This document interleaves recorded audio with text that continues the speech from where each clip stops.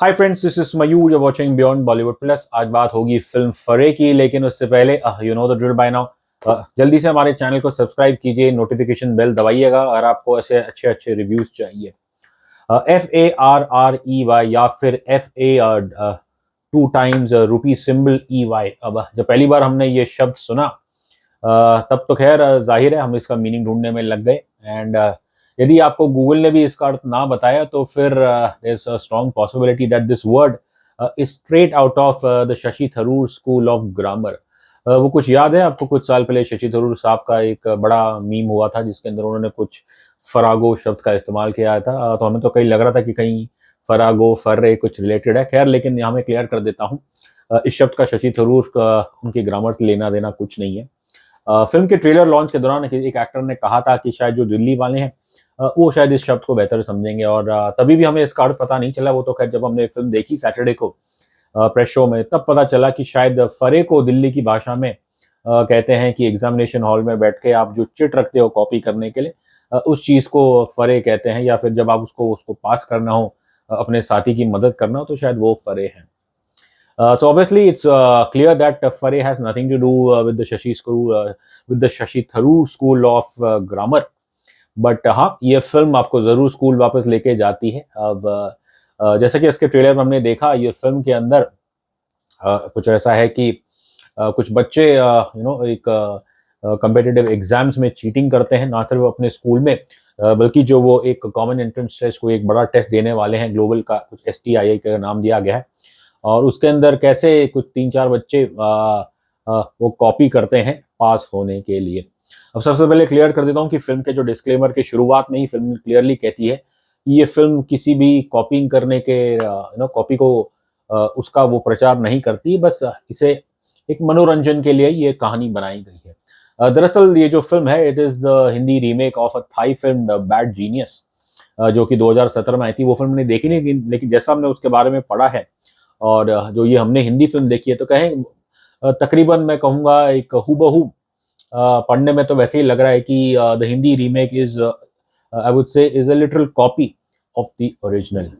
अब खैर, लेकिन कॉपी करना वो तो खैर शायद विश्व भर में होता होगा, लेकिन जो भारतीय समाज में जो मैं कहूँगा जैसा हमारा समाज है, जो कास्ट क्लास डिवाइड है, पावर इक्वेशन है, और कहीं ना कहीं ऑब्वियसली ऐसा एक सब्जेक्ट जब आप उसे भारत में लेके आते हैं तो मेरे ख्याल से ऐसी जो ओरिजिनल कहानी है उसके अंदर और भी लेयर्स ऐड हो जाते हैं। तो खैर, जो फरे है इसे डायरेक्ट किया है सोमेंद्र पदी ने, जिन्होंने इससे पहले जमतारा सीरीज बनाई है, and who had directed Budiya Singh the acclaimed film. Film को दिल्ली में सेट बेस किया है। Obviously Delhi is known for its good education system, not just public, और जो उनका प्राइवेट सेक्टर है वो तो काफ़ी उसका नाम है, खासकर क्योंकि सुनने में तो ये आता है कि दिल्ली के अंदर बड़े महंगे महंगे स्कूल और कॉलेजेस हैं। तो खैर, इस फिल्म में भी ऑब्वियसली दिल्ली बेस है, और एक कोई विंस्टन एक फिक्शनल स्कूल है, विंस्टन इंटरनेशनल, और जो जिसका जब आप देखेंगे तो ऐसा लगेगा कि जैसे कि कोई स्कूल नहीं बल्कि तो कोई यूरोपियन महल जैसा हो। और यहाँ पे बच्चे जो आते हैं वो स्कूल बस में नहीं आते, वो इंस्टेड ऑफ बस उनके पास बड़ी बड़ी लग्जरी कार्स हैं।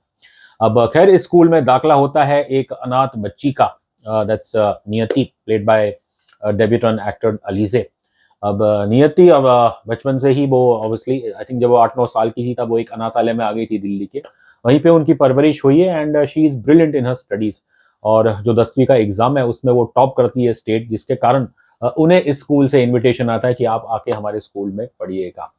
अब खैर, नियति को तो लगता है कि बस उनके सपनों की दुनिया अब शुरू हुई है, लेकिन बहुत जल्द उनकी दोस्ती होती है अपने एक क्लासमेट से, एक छवि, प्लेड बाय प्रसन्ना बिस्ट। और छवि एक बड़े बाप की बेटी है, बहुत रिच है, इनके पास आईफोन वाईफोन सब बड़े बड़े सारी एक्सपेंसिव चीज़ें इनके पास है। और छवि की बस एक प्रॉब्लम है कि वो रईस तो बहुत है, लेकिन पढ़ाई के मामले में वो बहुत ही पुअर है। और छवि इनसे मदद मांगती है एग्जाम के दौरान कि आप प्लीज़ मदद करिए, और इस तरह इन दोनों की दोस्ती हो जाती है। और फिर लेकिन नियति को ये एहसास नहीं होता है कि ये दोस्ती उनके लिए कैसे भारी पड़ सकती है। आगे जैसे ये फिल्म बढ़ती है तो ऑब्वियसली छवि वो गुजारिश करती है इनसे, एक बच्चों की तरह, कि नहीं आप मेरी मदद करिए। अब इन चारों बच्चों को जो है, जिसके अंदर अलीजे हैं, छवि है, फिर the character of Prateek that's played by Jen Shaw, and the character of Aakash that's played by Sahil Mehta. ये चारों बच्चे ऑब्वियसली एक international examination common entrance test है जिसका नाम STI कुछ तो दिया है, उसमें ये भाग लेंगे। एंड ऑब्वियसली जहाँ ये कॉपिंग स्कूल के फर्स्ट टर्म से चालू होती है और फिर ये जो चार बंदे हैं जिसके अंदर obviously which is led by नियति, दिमाग सबसे ज़्यादा स्कॉलर तो वही है, वो और आकाश, और दिमाग तो नियति का चलता है कि कैसे करना है। तो खैर इस फिल्म में आपको कुछ अनोखे कॉपी करने के तरीके दिखेंगे, लेकिन साथ ही साथ ये फिल्म आपको उतना भी कॉशन करती है कि यदि आप पकड़े गए तो फिर आपके साथ क्या होगा, तो वो तो आप पहले सोच लीजिए। तो आई थिंक हमें भी ऐसा लगा कि ये फिल्म किसी कॉपिंग को प्रमोट नहीं करती है। तो एक बैलेंस है ऑब्वियसली, एक डेफिनेटली कंट्रोवर्शियल प्लॉट ज़रूर है। और मैं तो खैर सभी युवाओं से यही कहूँगा जो भी है कि आप कॉपी करने की और अपनी मेहनत पे विश्वास करिए, कॉपी करने की कोशिश ना करिए। लेकिन ये जो कॉपी है ये तो सिर्फ एक प्लॉट है, मैं कहूँगा इस फिल्म का जो लार्जर मैं कहूँगा मैसेज, जहाँ पे ये फिल्म आपका ध्यान आकर्षित करती है जो हमारा समाज है, कैसे उसके अंदर मैं जो जो डिवाइड है क्लास का, कास्ट का, और कैसे जो लोग ऑब्वियसली पैसे वाले होते हैं, ताकतवर होते हैं, हिंदी में जो एक कहावत है कि जिसकी लाठी उसकी भैंस। और इस फिल्म में भी ऑब्वियसली आपको एक मैं कहूँगा एक एलेगरी है on the social structure of Indian society. तो खैर आई थिंक एक मैसेज के तौर पे तो ये फिल्म काफ़ी अच्छी है। एंड यहाँ दाद देनी पड़ेगी डायरेक्टर सुमिंद्र उपाध्याय की, ओवरऑल उनकी डायरेक्शन में कहूँगा अच्छी है।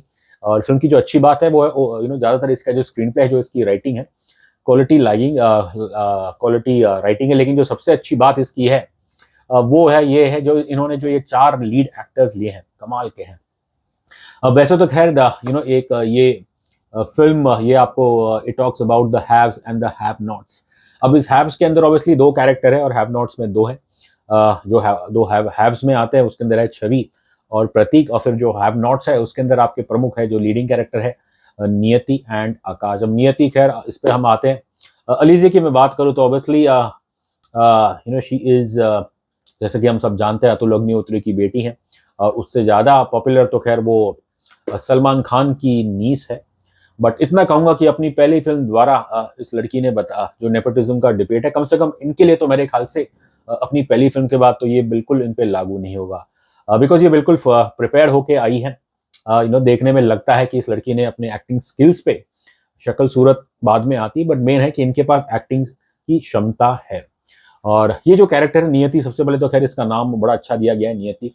अब जैसे ऑब्वियसली आई थिंक क्योंकि ये एक अनाथालय से आती है, तो इसलिए कहीं ना कहीं ये जस्टिफिकेशन तो नहीं कहूँगा, बट जिस चंगुल में ये फंस जाती है, कॉपिंग के चंगुल में, और एक कहूँगा एक थोड़ा बहुत एक सर्टन एम्पैथी है इस कैरेक्टर के लिए कि इसकी जो सर्कमस्टांसेस है, जहाँ ऑब्वियसली पहले एक बार तो ये अपने दोस्त की मदद करती है, लेकिन जब इसे बार बार करने को कहा जाता है, दूसरी तीसरी बार जब इसकी छवि इनसे गिड़गिड़ा के मदद मांगती है कि आप करो, आप मेरे लिए, आपको मुझे पास कराना ही पड़ेगा, तो तब खैर पहले तो ये मना कर दी थी। फिर जब अपने घर जाती है और तब जो उनके ऑर्फन जो उनके चलाते हैं, जो उनके फॉस्टर पेरेंट्स है, that's played by Ronit Roy and Juhi Babbar, तब ये उनकी बात सुन लेती है कि कैसे कि उनके पास आर्थिक समस्या के कारण अगर पैसे नहीं आए तो ये अनाथालय बंद हो जाएगा।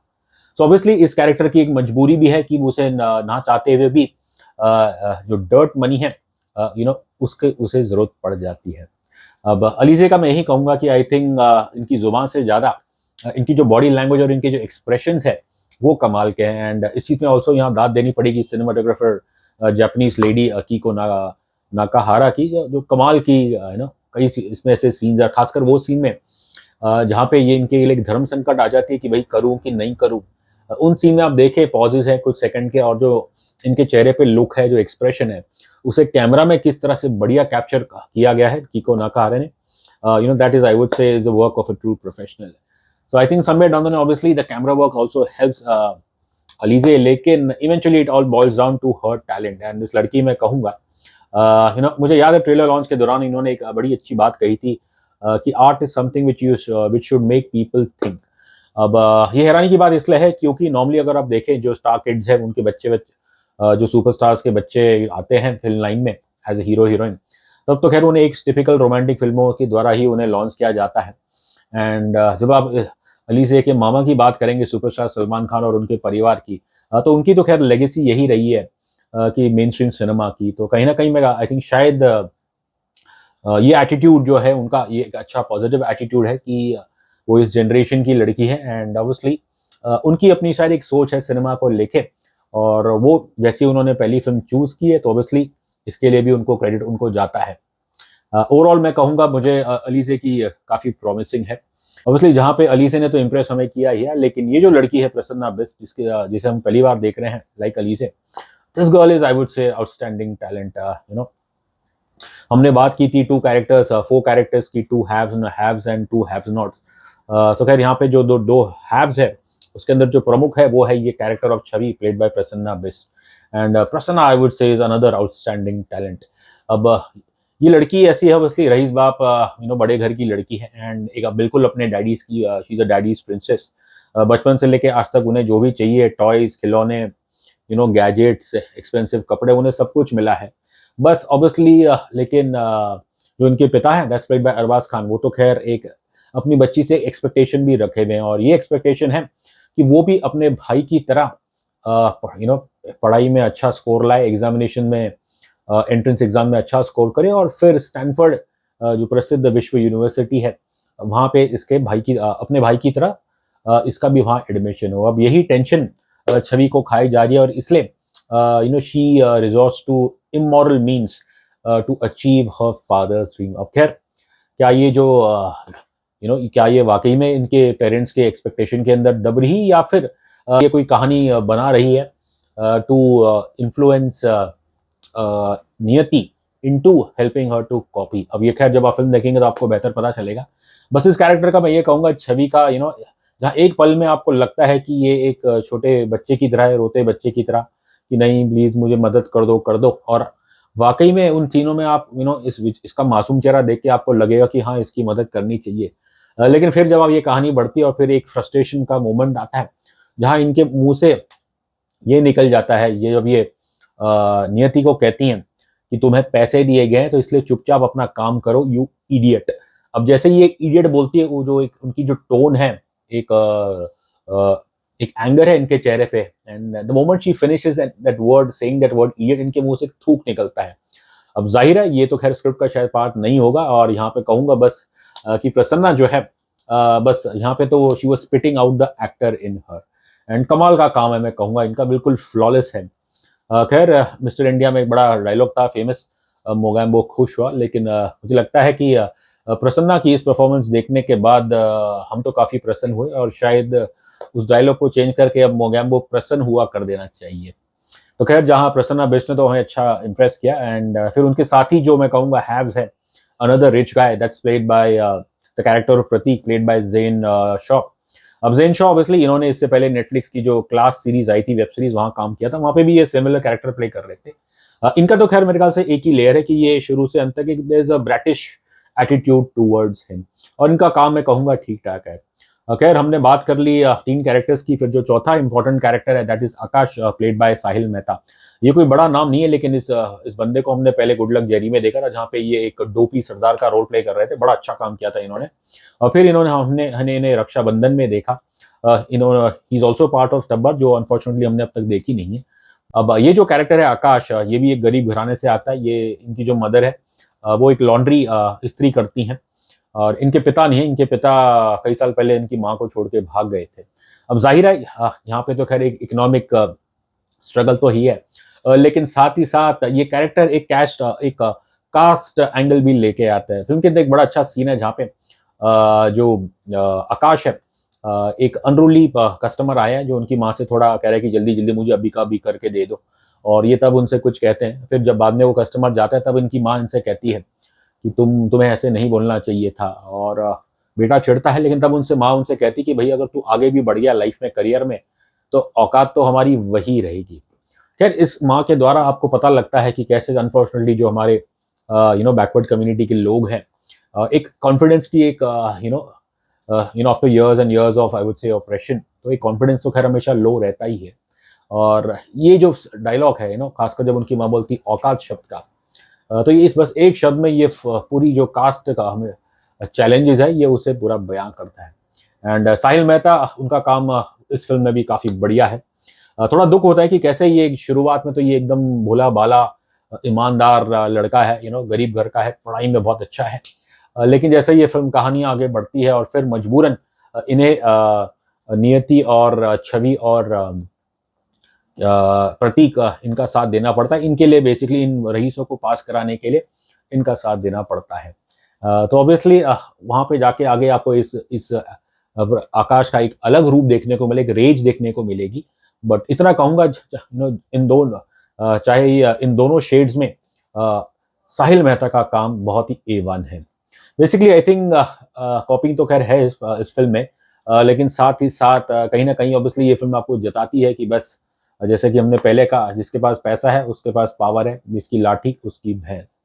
तो खैर फिल्म कॉपिंग के इसका प्लॉट है, लेकिन और हाँ आई थिंक थोड़ा एक जो मैं खामी अगर कह सकता हूँ कि आप ऑब्वियसली क्लास के कुछ बच्चों को कॉपी करते हुए दिखा सकते हो, लेकिन अगर पूरी क्लास कॉपी कर रही है तो ऑब्वियसली ये थोड़ा डेंजर हो जाता है। फिर भी मैं कहूँगा ओवरऑल जो इसकी राइटिंग है अच्छी है, ओवरऑल लोगों ने काम अच्छा किया है। Ronit Roy obviously who plays the foster father to Niyati, उनकी शक्ल ऐसी नहीं है कि वो कोई अनाथ या फिर कोई पुअर मैन जैसे लगे। May be blame it on his negative roles या फिर जो एकता कपूर के जो अलीशान सीरियल्स किए उन्होंने, तो इसलिए ऑब्वियसली वो उस कैरेक्टर में इतने फिट नहीं बैठे। एंड सिमिलरली जूही बब्बर जो उनकी पत्नी का पहला कैरेक्टर प्ले कर रही है, उनका भी इतना कोई स्क्रीन टाइम है नहीं कि वो कुछ ज्यादा कमाल कर सके। फिल्म यही है कि जैसे ओरिजिनल ताई फिल्म थी हूबहू तकरीबन लग रहा है, पढ़ने में तो वैसे ही लग रहा है कि बिल्कुल वैसे ही बनाई है। अब जहाँ एक तरफ इसका फर्स्ट हाफ बहुत अच्छा है, आपको उस वक्त ऐसा लगता है कि सेकेंड हाफ में अच्छी मोमेंटम बिल्ड हो रहा है और फिर एक क्रेशेंडो जैसा एंडिंग कुछ होगा, एक टेंशन आएगी एंड एक शायद कुछ धमाकेदार एंडिंग हो सकता है, कुछ शॉकिंग, लेकिन ऐसा कुछ भी नहीं होता है। बस ये कहूंगा कि इस फिल्म का जो सेकेंड हाफ और जो इसकी क्लाइमैक्स है, अब वो कुछ इस तरह है कि बलून तो आपने गैस बलून तो पूरा भर दिया, बलून ऊपर गया, लेकिन फिर एक झटके में सब सारी गैस वो फिजल आउट हो गई।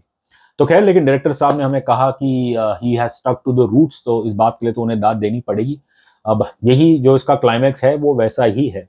अब शायद लोग इससे सहमत हो या ना हो, लेकिन इवेंचुअली जो इस फिल्म का मैसेज है वो मैं कहूँगा वो काफ़ी अच्छा है। एंड अच्छी फिल्म वही होती है कि जो एक एक मैसेज देके जाती है। ऑब्वियसली फिल्म में जैसी तैसी कॉन्फ्लिक्ट है उसके द्वारा हमें जो हमारा समाज है, और खासकर फिल्म हमारा समाज, I would say not just Indian society but globally अगर आप देखें, may be in countries like India, जो very populous country like India, वहाँ पे ऑब्वियसली हमेशा जो एक कंपटीशन की बात रहती है, आई थिंक वो कंपटीशन नहीं रहता, वो रैट रेस बन जाता है। और फिल्म के अंदर भी एक अच्छा डायलॉग है कि अगर हम ये रैट रेस है, इस रैट रेस हम आगे आ भी गए तो रहेंगे तो चूहे ही। अब यही इस एक मैं कहूँगा इस एक लाइन में इस फिल्म का बयां हो जाता है। All said and done, I think फरी it's I would say it's a good film. Definitely हमारे दर्शकों को देखनी चाहिए and I would say specially the youth, उन्हें जरूर ये फिल्म देखनी चाहिए। हमने बात की रैट रेस की, और कहीं ना कहीं खैर ये फिल्म बिजनेस भी तो खैर एक बिजनेस है, वो भी तो एक रैट रेस है। अब खैर मुझे नहीं पता कि फरे के बॉक्स ऑफिस पे वो कितना कमाएगी। हाँ, उस बॉक्स ऑफिस नंबर्स को इन्फ्लेट किया जा सकता है, लेकिन हम ईमानदारी से कहेंगे कि ये film it has earn our respect. अगर बात मैं करूँ रेटिंग की, तो हम फरे को देते हैं 5 में से 3 स्टार।